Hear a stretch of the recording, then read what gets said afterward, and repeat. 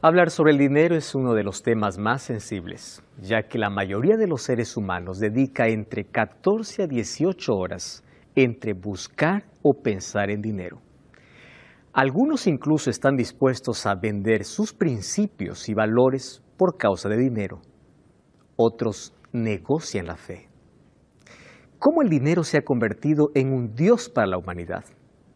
Es interesante que para muchos el dinero se convierte en maldición cuando éste le aleja de Dios. Mas la Biblia nos enseña principios para no colocar al dinero por encima de Dios. Bienvenido. Está comenzando Biblia Fácil y nos alegra tanto de que estés allí del otro lado de esta pantalla, mirando por la TV Nuevo Tiempo, por YouTube, por Facebook, por cualquier medio social. Bienvenido. Gracias a Dios por aquel interés que tienes de poder profundizar tu conocimiento en la palabra de Dios. Ya te mencioné que este es un tema polémico.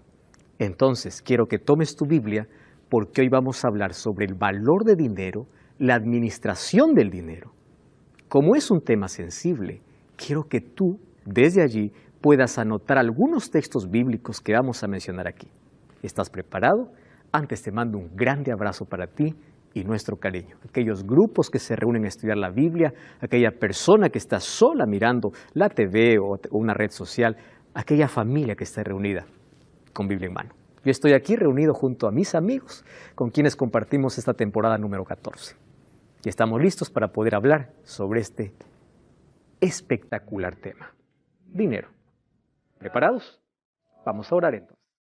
Querido Dios, queremos colocar una vez más nuestra vida en tus manos.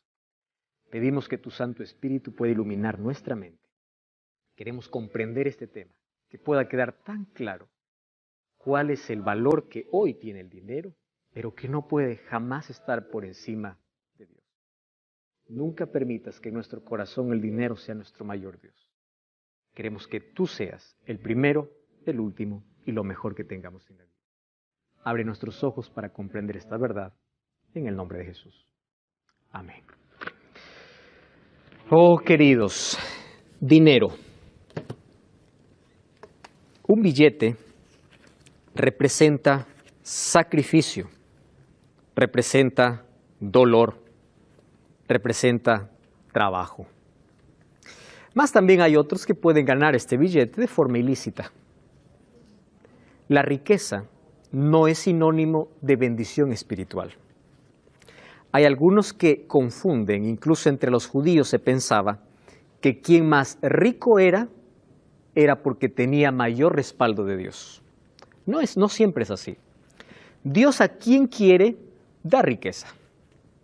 Más también, Satanás ha conseguido entretener a la mayoría de los seres humanos y ha colocado esto como una trampa para alejarnos de Dios. Mientras que en las manos de algunos el dinero es bendición, en las manos de otros el dinero es una maldición. ¿Por qué? Hoy vamos a hablar acerca de lo que Jesús enseñó sobre el dinero. ¿Qué serías capaz de hacer por un billete? Es una pregunta general que puede involucrar muchas o puede encontrar muchas respuestas. Ya dijimos que hay personas que negocian valores, principios, todo negocian. Si se trata de dinero, entonces, bienvenido sea. Y es más, todos los seres humanos tenemos una inclinación hacia el dinero. Si alguien nos pide un favor y nos dice, tú puedes hacer esto mañana, uno puede decir, puedo o quizá no. Pero si alguien primero nos dice, yo te pago por lo que vas a hacer, de seguro que hay tiempo. Porque el dinero se ha convertido en el mayor motivador. Y no está mal tener dinero. El dinero puede darnos cierta estabilidad, pero jamás podrá llenar el vacío del ser humano. Hay algunos mitos, por ejemplo, sobre el dinero. El primero de ellos es, el dinero es malo. La Biblia no enseña eso. La Biblia dice que el amor al dinero es malo. En el Sermón del Monte, por eso Jesús en Mateo capítulo 5 enseñó que nuestros mayores tesoros no deben estar aquí en la tierra, porque todo lo que construimos aquí en la tierra un día se va a caer, un día se va a perder. El dinero se puede acabar, te pueden robar. Un edificio de 100 pisos se puede caer en un terremoto. Porque todas las cosas que puedas hacer en la tierra se puede destruir. Sin embargo, aquello que tú te esfuerzas para obtener en el cielo, es decir, en tu salvación, si Dios está en primer lugar, entonces está todo correcto. El problema es cuando el dinero se coloca por encima de Dios. Los valores invertidos hacen una vida desdichada en la tierra. Miren, él es Jim Carrey, probablemente es conocido por miles de personas. Su nombre verdadero es James Eugene. Él es un actor, humorista, cantor o cantante, ganó premios, incluso Globo de Oro. Y me interesó mucho una frase que se le atribuye a él y dice así: espero que todas las personas del mundo sean ricas, famosas y tengan todo lo que siempre soñaron, para que así se den cuenta que esa no es la respuesta. Qué interesante. Está diciendo alguien que tiene autoridad para decirle, tiene fama, tiene dinero.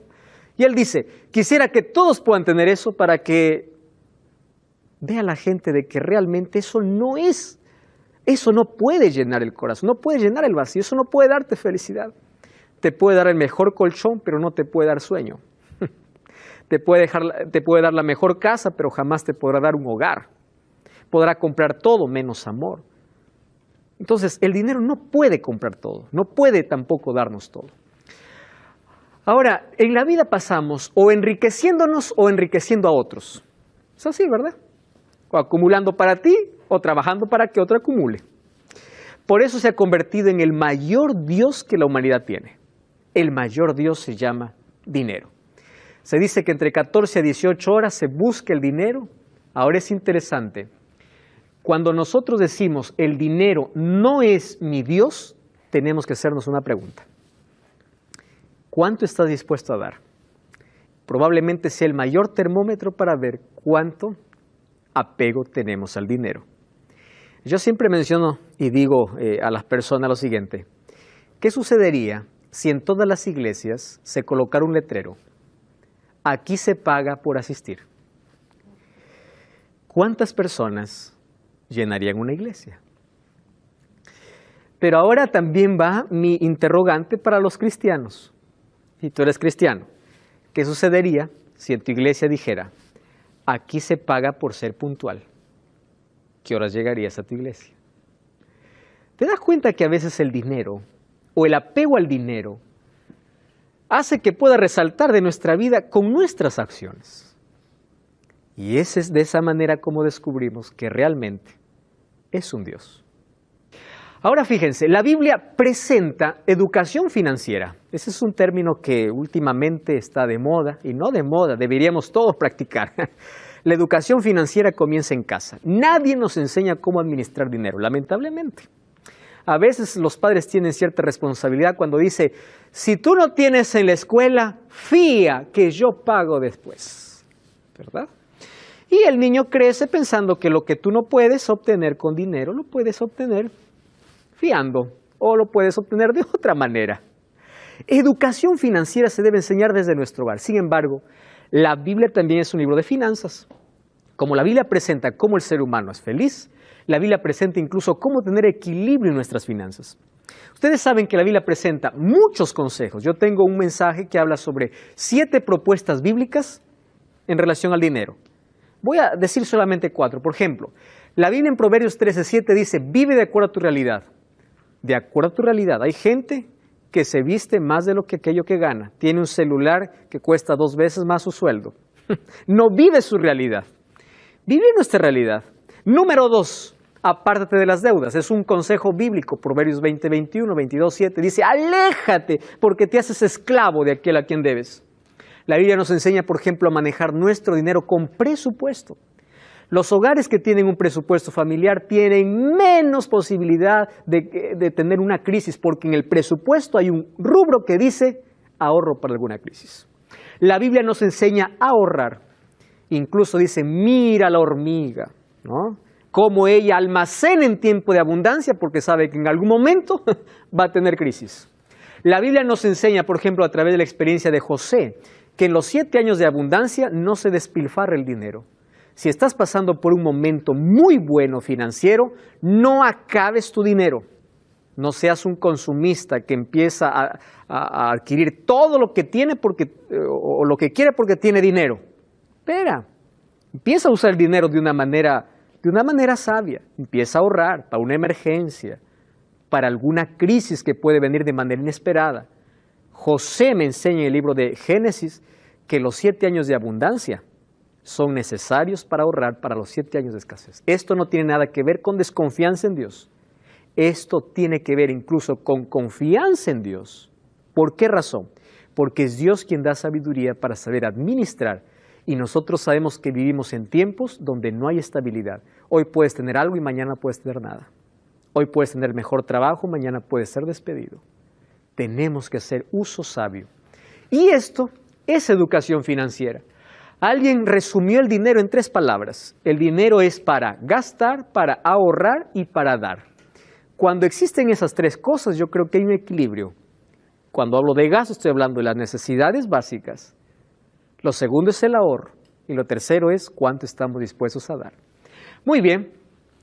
El dinero fue el segundo tema más hablado por Jesús. El primer tema más hablado por Jesús fue el reino de los cielos. El reino de los cielos es semejante, pero el segundo tema más hablado es el dinero. Y ahí en Mateo 6:19 Jesús dice, no os hagáis tesoros en la tierra. ¿Quiere decir que Jesús quiere que nosotros podamos vivir en la miseria? No, Él quiere que establezcas bien cuáles son tus prioridades y que el dinero no pueda ser un obstáculo para que no puedas obtener la mayor riqueza, que es la eternidad. Eso está diciendo Jesús. Muy bien, en la Biblia yo encuentro a 2 ricos que tuvieron un encuentro con Jesús. Me interesa y me gusta mucho hablar para ver de que el dinero nunca es un impedimento para salvarse. En la Biblia encuentro a un joven rico que se acercó y le dijo, ¿qué voy a hacer para heredar la vida eterna? Jesús le dice, guarda los mandamientos, todos. Una cosa te falta, vende todo lo que tienes. Jesús no le está diciendo, sé pobre para seguirme. Jesús le está diciendo, coloca el dinero en su lugar donde debe estar. Porque Jesús le estaba invitando a seguirle, porque dice, sígueme. Pero ¿por qué no le siguió? Por sus riquezas. ¿Correcto? Ahí está el problema del joven rico. Ahora fíjense, este joven rico colocó la riqueza por encima de Dios. Representa a un grupo de personas. Pero la Biblia me presenta de otro rico, llamado Zaqueo. Este era un rico. Un día se encontró con Jesús, Jesús fue a su casa. Y sin que Jesús le diga nada, era tanto la emoción que vio que Jesús era su mayor tesoro. Antes de su encuentro con Jesús, su mayor tesoro era el dinero. Cuando se encontró con Jesús, Jesús estaba por encima del dinero. Él se levantó y dijo, bueno, señores, yo reconozco que he estafado. A todos los que estafé le voy a dar 4 veces más. Y es más, voy a dar a todos. Interesante. ¿Por qué? Antes de Jesús, ¿cuál era su mayor tesoro? El dinero. Después de ese encuentro con Jesús, ¿cuál era su mayor tesoro? Cristo. El problema no está en el dinero, sino en qué lugar tú lo colocas. ¿Correcto? No es malo tener dinero. El problema está en qué lugar está. Jesús, o la palabra de Dios, nos enseña entonces cómo nosotros no podemos hacer del dinero nuestro Dios. Y para ello, Él estableció un sistema. Ojo, un sistema de reconocimiento que tiene que ver con el dador de todo y con el dueño de todo. Coloqué en la imagen aquí 2 niños.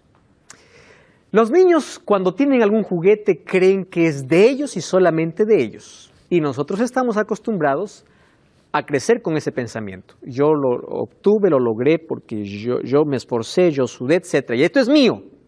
Está bien de que todos los logros en la vida cuestan esfuerzo. Tener una carrera profesional, un título, es esfuerzo.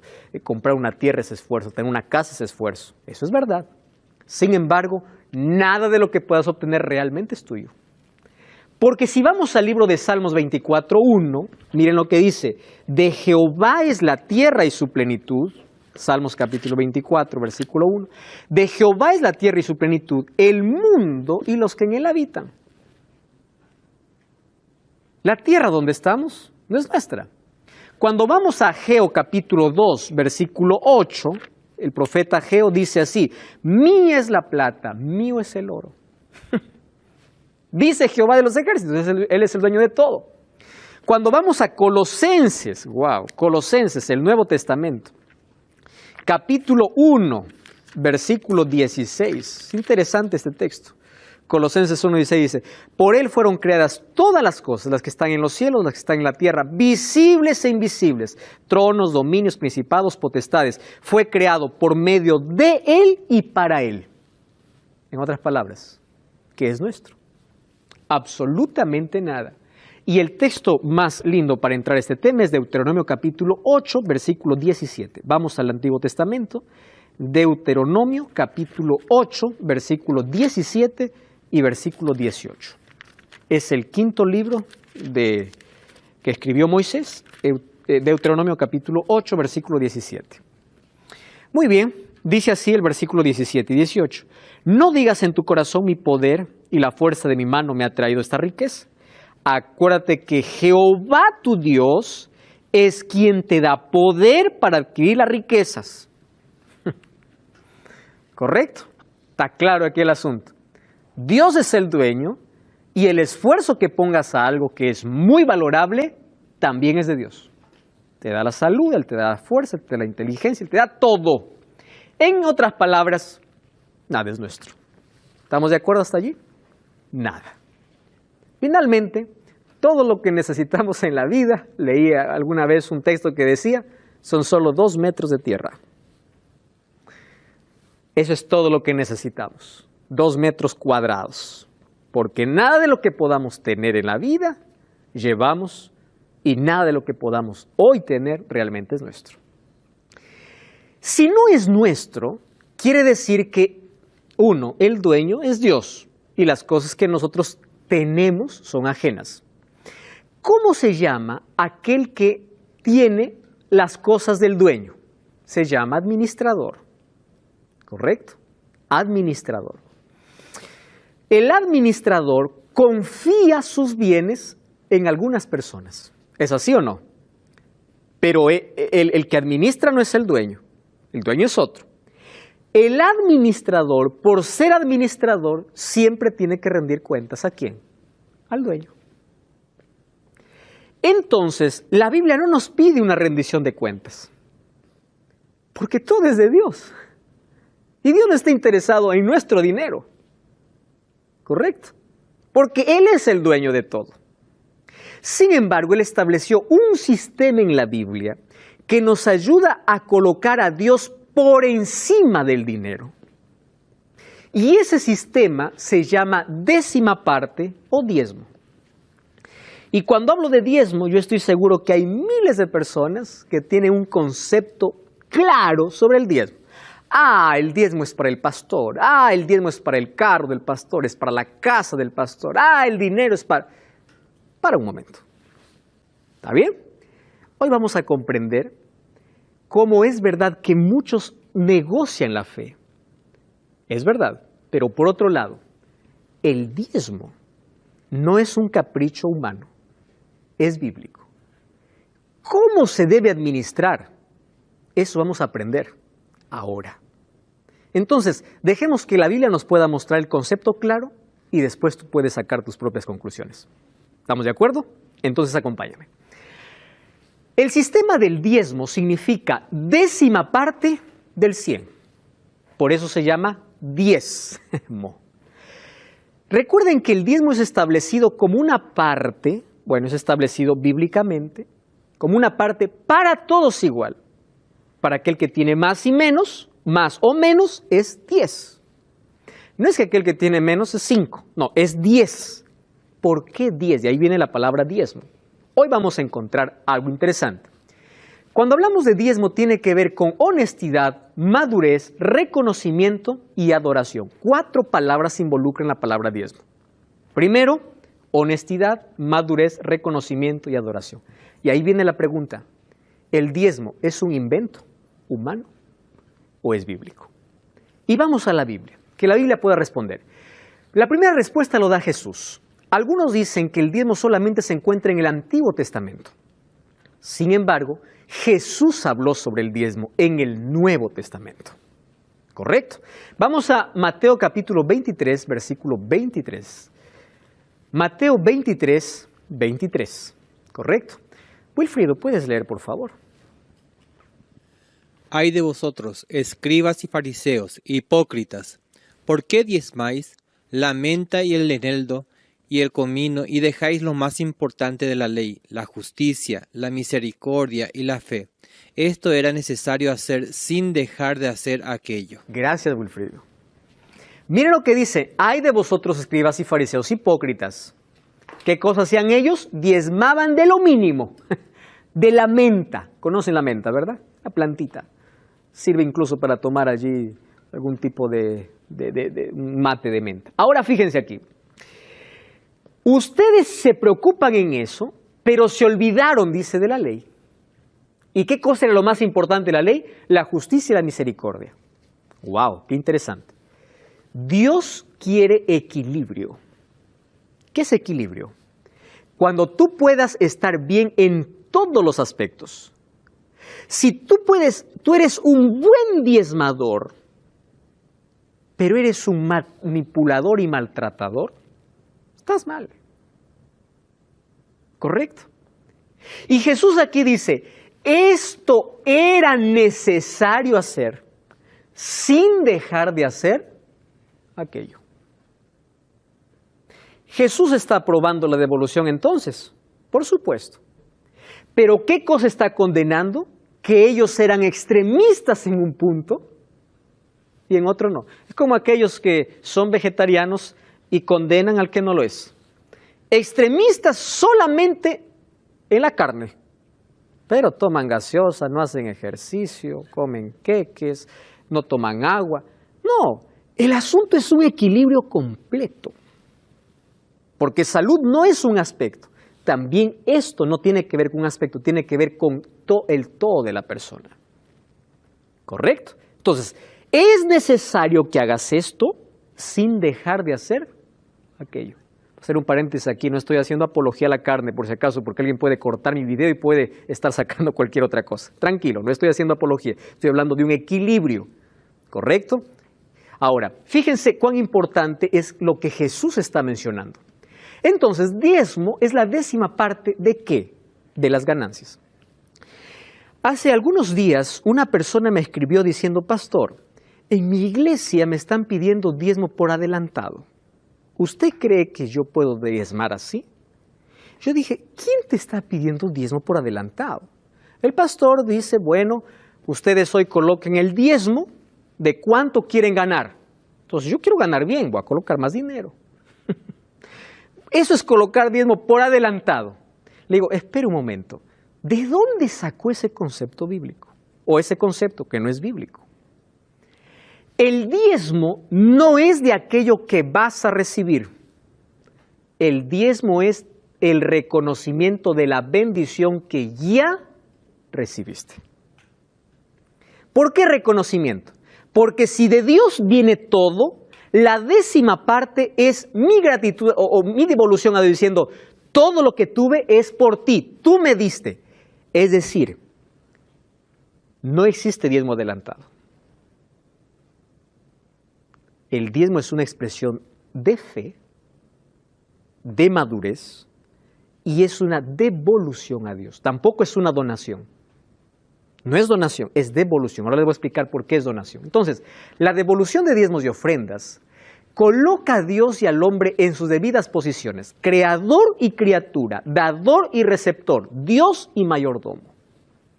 Eso es el diezmo. Reconocer que de aquello que ya recibí, yo reconozco que viene de Dios. Entonces yo doy una parte. Esa 10ª parte que lo coloco en la iglesia se llama diezmo. Maribel. ¿Qué pasa con los pastores que te dicen, da diezma y si diezmas, lo hace a mala gana? Es como que te incita a diezmar y diezmar y lo haces a mala gana. El diezmo debe ser no un acto obligatorio, porque aquello que se da sin amor no sirve. El diezmo debe ser una actitud de reconocimiento, pero no porque alguien me insiste en que yo le dé, sino porque yo reconozco que esa bendición viene de Dios y yo estoy dispuesto a devolver. ¿Correcto? Wilfrido. Sí, algo que quería preguntar hace rato. En Malaquías suele decir, probadme en esto, traer el diezmo. Bueno, ¿se le puede probar a Dios? Se puede. porque Él mismo está autorizando. Y Él dice, prueba, pero mira, es una prueba de fidelidad. ¿Sabes para quién está dirigido? Ese texto está dirigido para todos. Pero en primera instancia es para aquel que dice, no me alcanza. De lo poco que tengo, ¿cómo voy a dar la 10ª parte? Entonces dice, pon a prueba. Prueba y ve. Porque si yo soy el dueño de todo, yo sustento todo. Ahora fíjense, entonces, la devolución de diezmos y ofrendas coloca al hombre y a Dios en sus debidas posiciones. Muy bien. Y allí viene una de las interrogantes más interesantes. ¿Cuál es? Algunos dicen, el diezmo fue solamente para el pueblo judío, porque los levitas no tenían posición y ellos vivían del diezmo. Quiere decir que es que desde que desaparecieron los levitas ya no necesitamos diezmo. La pregunta es entonces, ¿el diezmo solamente fue para los judíos? ¿Solamente fue una orden para el pueblo de Israel y solo para los levitas? Esa pregunta responderemos después de esta breve pausa. Ya regresamos. Este es Miguel Paz.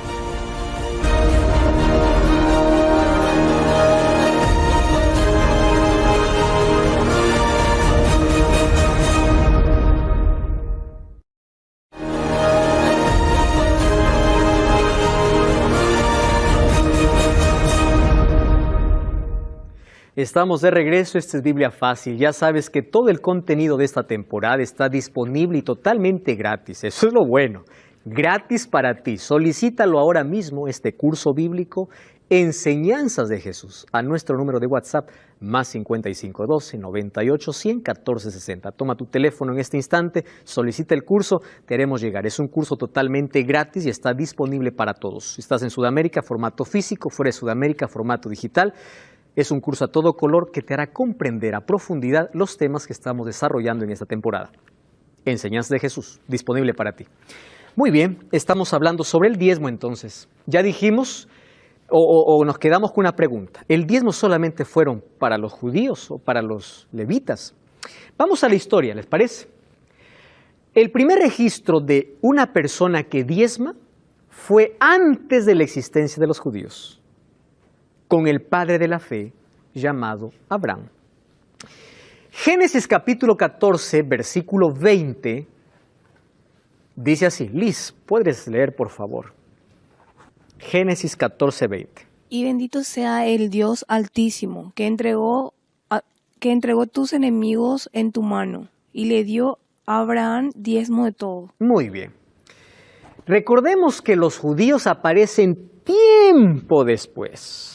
Porque de Abraham viene Isaac, de Isaac viene Jacob y Esaú, de Jacob tiene 12 hijos, de los 12 hijos forma las 12 tribus de Israel, de las 12 tribus de Israel se dividen, 10 para un lado, 2 para el otro, y de esas 2 que quedan, vienen los judíos. Los judíos vienen tiempo después. Abraham, correcto, el padre de la fe, está mucho antes. Y dice que él ya tenía la costumbre de diezmar. Ahora, entonces, significa que antes de la existencia de Israel como pueblo, los siervos de Dios ya diezmaban. Génesis 28, 22. Esta piedra que he puesto por señal será casa de Dios. De todo lo que me dieres, el diezmo apartaré para ti. ¿Quién está diciendo? Jacob. Mucho antes, ¿correcto? Entonces, fíjese aquí. Abraham dio porque Dios ya le entregó. Jacob le dice, de todo lo que me dieres, no le está diciendo, te doy por adelantado. Está comprendido este asunto, ¿verdad? De lo que me dieres, doy. En reconocimiento de que todo lo que viene es tuyo. ¿Cómo era usado el diezmo en Israel? Números 18, 21 dice, yo he dado a los hijos de Leví todos los diezmos en Israel por heredad por su ministerio, por cuanto ellos sirven en el ministerio del tabernáculo de reunión. Presten atención. Cuando Moisés bajaba del monte Sinaí con las 2 tablas de piedra, recuerdan ustedes que el pueblo estaba danzando frente a un ídolo, a un becerro de oro. De todas las tribus que estaban adorando al becerro de oro, hubo una tribu que no lo hacía. Era la tribu de Leví. Dios los eligió desde ese momento para una función específica. Ellos se encargarían de todos los servicios religiosos en el santuario. Por eso es que cuando llegaron a Canaán, que era la tierra prometida, las 11 tribus de Israel recibieron tierras, menos una. ¿Cuál? La tribu de Leví. ¿Por qué no recibieron ellos tierra? Porque ellos se dedicaban exclusivamente a los servicios del templo o del santuario. Todos los servicios. De allí tendría que ser el sacerdote, el sumo sacerdote, los leví, todos allí solamente dedicados al servicio. Entonces, como ellos no tenían cómo sostenerse, el diezmo de todas las tribus, ¿a dónde venía? A la tribu de Leví. ¿Correcto? Así se manejaba el diezmo entonces en el Antiguo Testamento. Incluso la Biblia habla de un segundo diezmo en el Antiguo Testamento, que era un diezmo que daban para las viudas, un diezmo para los pobres, porque hay personas que dicen, no, yo mi diezmo doy a los pobres. Están confundiendo porque en Israel se daba el diezmo que Dios ordenó para los levitas. Incluso ellos daban otra parte, que era para los pobres. Nosotros no debemos confundir lo siguiente. Diezmo no es donación. Lo que das a un pobre es donación. Diezmo tiene que ver con devolución, que es muy diferente. Los levitas recibían porque eran responsables del servicio religioso del templo. Ahora, en el Nuevo Testamento, ¿qué afirma el apóstol Pablo? Primera de Corintios 9, 13 y 14. Claudia, ¿puedes leer, por favor? ¿No sabéis que los que trabajan en las cosas sagradas comen del templo y que los que sirven del altar participan? Así también ordenó el Señor a los que anuncian el Evangelio que vivan del Evangelio. Muy bien. Entonces, si los levitas se dedicaban exclusivamente a los servicios del santuario, en el Nuevo Testamento el apóstol Pablo reafirma y dice así, el sistema del santuario terminó. Sin embargo, ahora el diezmo todavía continúa. Pero ahora, ¿a dónde va a ser destinado? Y el apóstol dice, así ordenó el Señor a los que anuncian el Evangelio que vivan del Evangelio. ¿Qué está diciendo? Aquellos que se dedican de manera exclusiva a los servicios del Evangelio, ellos no tienen otra entrada para vivir. ¿Correcto? Entonces van a vivir de manera honesta porque están dedicados solamente para eso por medio del diezmo. Ahora, entonces, ¿por qué hay algunos que se enriquecen, tienen mansiones, tienen tantas cosas? Espera un momento. Aquí vamos a hablar sobre cómo cada iglesia administra de manera diferente. Probablemente tú tengas una mala experiencia porque tú viste que un pastor tiene el diezmo y se enriquece y todo. Espera un momento allí. Hoy vamos a hablar de la administración de ese diezmo. Pero el diezmo tiene que ver con tu fidelidad y reconocimiento a Dios. Wilfrido. Sí. ¿Dónde diezmar? Porque ahí dice, así también ordenó el Señor a los que anuncian el Evangelio, que vivan del Evangelio. Muy bien. Si aquel que anuncia el Evangelio está en un lugar para poder proclamar el Evangelio, entonces significa que él tiene una congregación, un lugar donde él está atendiendo. Entonces, en ese lugar tiene que entrar el diezmo. Pero, por decirte así, ¿verdad? Conozco varias denominaciones, ¿okay? No solamente se autodenominan cristianas también, pero anuncian el Evangelio, pero de una manera distinta. Ahí también se pueden diezmar. Wilfrido, gracias por tu pregunta, porque hoy sí has tocado un punto más sensible aún. Pero yo te voy a responder porque he preparado aquí en las siguientes diapositivas una respuesta. ¿Cuándo diezmar y en dónde y cómo? ¿Tá? Voy a responder ahora a tu pregunta. La orden entonces es aquel que anuncia el Evangelio, que viva el Evangelio. Manutención para la predicación. Ahora, fíjense una cosa. El diezmo, por ser devolución para Dios, Dios no recoge el dinero, porque Él es el dueño no del 10%, de todo. ¿Comprendemos eso? Sin embargo, si aquello que yo doy en devolución como reconocimiento que de Él viene todo, tiene un solo objetivo. ¿Cuál es el objetivo? Predicación del Evangelio. ¿Correcto? Entonces, primero, son pagados aquellos que predican el Evangelio. El diezmo no tiene que ser desviado para ninguna otra cosa que no sea predicación del Evangelio. Entonces, ¿qué es predicación del Evangelio? Yo les voy a hablar de mi experiencia como pastor de la Iglesia Adventista del Séptimo Día, porque es la iglesia que yo conozco, ¿correcto? Yo no voy a tocar aquí nombres de denominaciones, nada. Yo voy a hablar de la Iglesia Adventista del Séptimo Día. Muy bien. ¿A qué llamamos predicación del Evangelio y cómo se distribuye? Ustedes probablemente han visto que en algunos otros lugares el diezmo de toda la congregación va directo para el pastor. Entonces, el pastor que tiene más miembros es más rico. El pastor que tiene menos miembros tiene que esforzarse más porque su sueldo depende ¿de qué? De cuántos miembros tenga. Entonces, aquel que tiene más miembros tiene mansiones, tiene carro. Aquel que tiene solo una iglesia con 50 miembros tiene menos. ¿Correcto? Y ahí hay un problema. ¿Cuál es el problema? Entonces el pastor está condicionado a entretener a sus miembros porque si se va alguno, está perdiendo dinero. Y no lo digo en una forma despectiva. Yo conozco porque tengo amigos en otras denominaciones que dicen, yo no puedo hablar del tema del juicio. ¿Por qué le digo? Porque el juicio asusta. Y si asusta, yo pierdo miembros. Y si pierdo miembros, yo pierdo sueldo. La Iglesia Adventista funciona de otra manera. Todos los diezmos que se reúnen no llegan a las manos del pastor. Llega a una tesorería que es nombrada por una junta y todo ese dinero tampoco queda en la iglesia. Es enviada a una administración y va el dinero hasta la administración mayor y desde allí se distribuye de manera equitativa para que todos tengan iglesias grandes o pequeñas, incluso en lugares donde no se predique el Evangelio, se coloque una persona para predicar, porque no esté interesado si da miedo predicar esto, que va a perder miembros. No, la misión es predicar el Evangelio. ¿Correcto? Es decir, se dedica de manera exclusiva a la predicación del Evangelio. Además, nosotros manejamos el asunto con mucha seriedad, honestidad y transparencia. Lo digo así por una razón.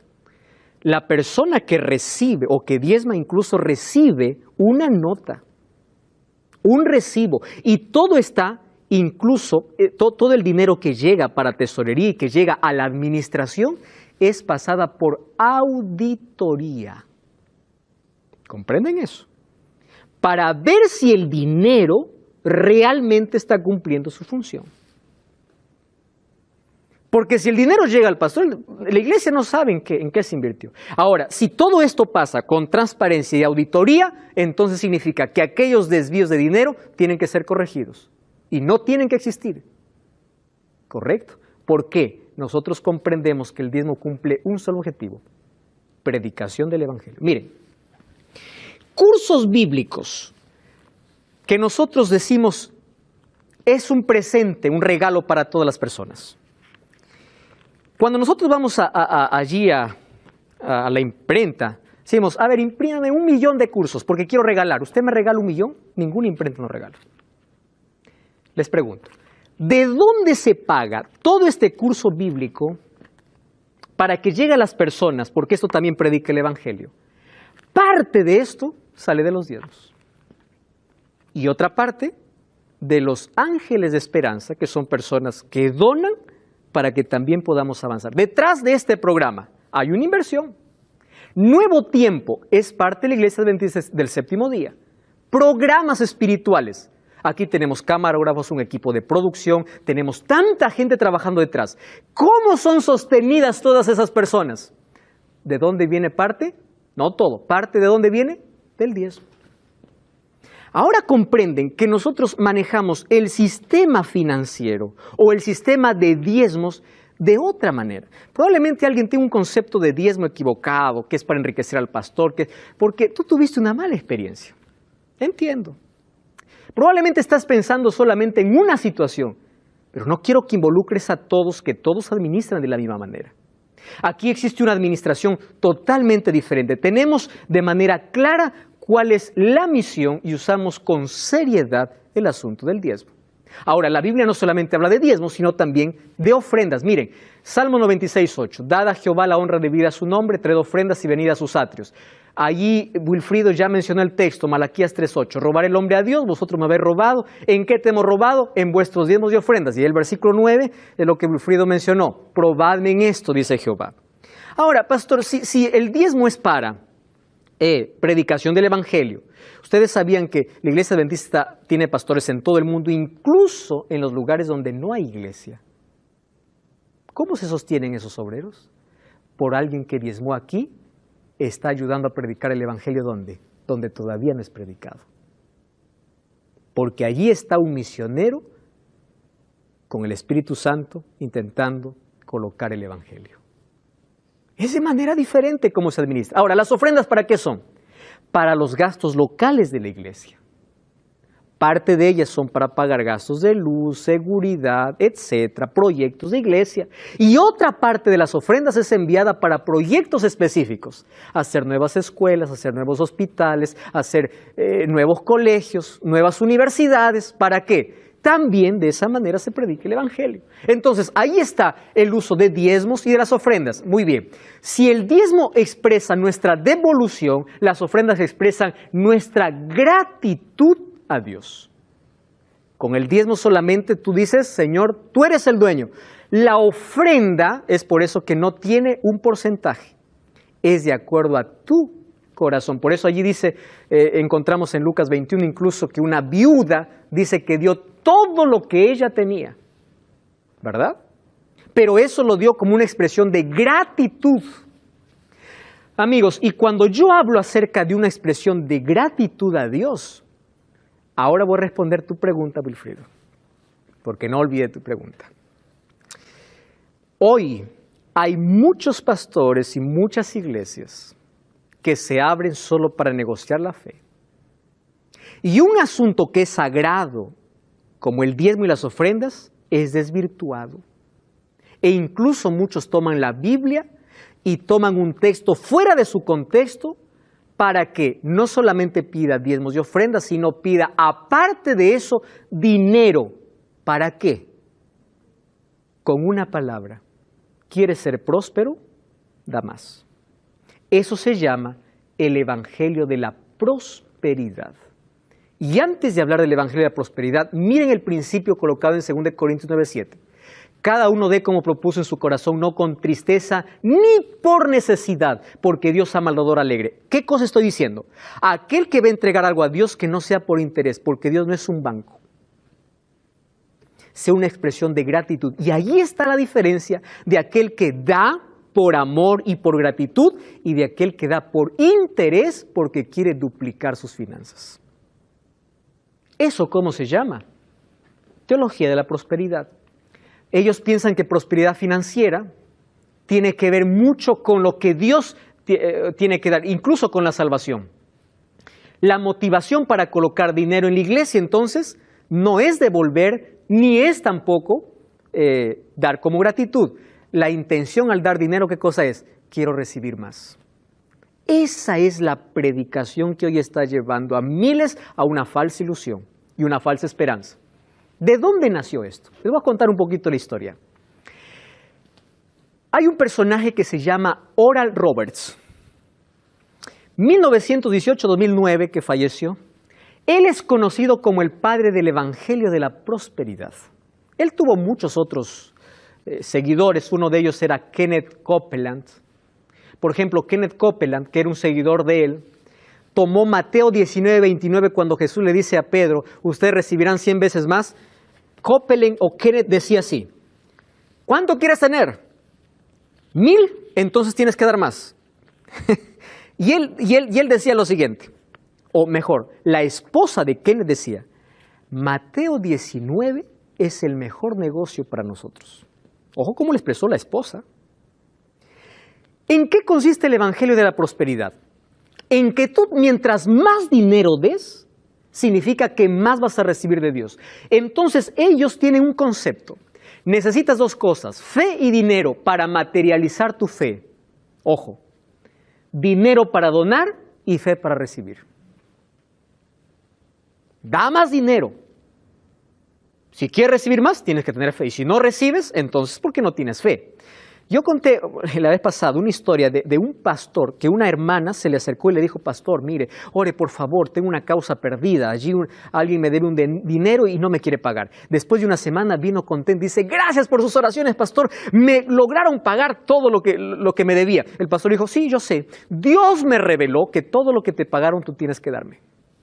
Si tú quieres tener 3 veces más de lo que has recibido, colócalo aquí. Y la otra, pensando que eso era verdad, colocó todo su dinero. Le dijo, en 30 días vas a tener 30 veces más. A los 30 días la pobre no tenía nada. Lo había perdido todo. Se fue al pastor y le dijo, pastor, no tengo bendición. El pastor lo llamó al frente de toda la iglesia y dijo, miren, yo quiero advertir de algo. Esta mujer tuvo tanta fe para dar, pero no tiene tanta fe para recibir. Miren hasta dónde puede llegar. Llegar incluso a crear culpa en la persona. Yo no recibo, Dios no me bendice porque no tengo fe. ¿De dónde sacaron que el plan de Dios es enriquecernos aquí, cuando la mayor riqueza que Dios nos da es la eternidad? A muchos Dios no nos va a dar mucho, porque sabe que si no nos da mucho, el dinero nos va a separar de Él. A veces es mejor incluso vivir con equilibrio, con fe. La mayor riqueza es tener esperanza, es tener fe. No estoy diciendo que está mal tener dinero, pero ¿saben cuánta tristeza me da? ¿Cómo que hay personas que entran en el ciclo de ambición y de culpa? Hay iglesias llenas que solamente van por prosperidad financiera, no porque quieren un encuentro con Dios. Y tienen culpa porque no reciben, porque piensan que no tiene fe. La Biblia se ha convertido como una ducha de dinero. Se comercializa el evangelio. Me da tristeza ver allí pastores sentados en un canal de televisión diciendo, te vendo una oración, te vendo un aceite bendecido, te vendo la bendición. Pastor, si tú me estás escuchando por casualidad, deja eso por favor. Tú sabes que estás vendiendo una falsa ilusión. Tú no puedes vender una bendición porque la bendición de Dios viene de gracia. Tú no puedes vender una oración. Abandona eso. Sé sustentado por aquello que Dios colocó para tu ministerio. No negocies la fe. Y si tú estás alimentando eso, abandona también eso, porque tu intención al dar dinero no es recibir más, es agradecer a Dios. El diezmo y la ofrenda es establecida por Dios, pero si alguien te dijo que tú mientras más des, más vas a recibir, porque Dios es una especie de banco que va a duplicar y triplicar y te va a dar 1000 veces más. Si tú pones 100, te va a dar 10,000. Querido, la mayor riqueza que Dios prometió en su palabra no es material, es espiritual. Es la eternidad. Y hay muchas iglesias llenas que tienen el corazón vacío. Por esta razón, 1 Timoteo 6, 7 al 10 dice, nada hemos traído a este mundo, nada podremos sacar. Así que teniendo sustento y abrigo, estemos contentos. Porque los que quieren enriquecerse, dice, caen en tentación y lazo, y muchas codicias necias y dañosas, que hunden a los hombres en destrucción y perdición, porque raíz de todos los males es el amor al dinero, el cual codiciando algunos se extraviaron de la fe. Porque muchos más van a una iglesia a buscar dinero que a buscar al Señor. Y es allí, querido Wilfredo, respondiendo a tu pregunta, cuando tú eres consciente de que alguien está usando el dinero de una manera equivocada cuando debe ser para la predicación del Evangelio, es mejor dejar de dar en ese lugar para dar en lugar correcto donde crees que se va a usar de manera correcta. Ahora yo quiero hacer una invitación muy especial. La Biblia habla de fidelidad, es verdad. Sé fiel a Dios en lo poco y Él te pondrá en lo mucho. Él te sostendrá. Él te proveerá en todas tus necesidades, pero que tu mayor ambición no sea duplicar tu riqueza, no porque la riqueza sea mala. Si Dios ha colocado dinero en tu bolsillo, sea una bendición, comparte, administra bien. Pero quiero que entiendas algo, no permitas que el dinero te separe de Dios. Coloca a Dios en primer lugar, coloca tu fe en Dios y coloca a Dios en primer lugar antes que todas las cosas. Romanos capítulo 15, versículo 13 dice que la mayor riqueza que podemos tener es esperanza. Dios quiere que tú puedas tener estabilidad en esta tierra, pero su mayor interés no es que seas millonario aquí, sino que un día puedas estar en la eternidad. Si tú eres pobre, no pienses que estás en maldición de parte de Dios. Dios proveerá, Dios te sostendrá, pero sé fiel a Dios. Y si eres rico, administra bien aquellas cosas que Dios ha colocado en tu mano. No coloques el dinero por encima de Dios. Devuelve a Dios lo que le corresponde. Da una ofrenda de gratitud, sé fiel a Dios. Porque aquellos que son fieles en lo poco, son puestos siempre sobre mucho. Podemos orar. Querido Dios, entregamos nuestra vida en tus manos. Todo lo que somos y podamos tener es gracias a ti. Te reconocemos como nuestro Dios y queremos que puedas colocar en nuestro corazón dadivosidad, generosidad, pero sobre todo que Dios puede estar en primer lugar más que todas las cosas. Ayúdanos a comprender esto, a experimentar esto, a probar que tenemos un Dios real, un Dios fiel, que no falla sus promesas. En el nombre de Jesús. Amén.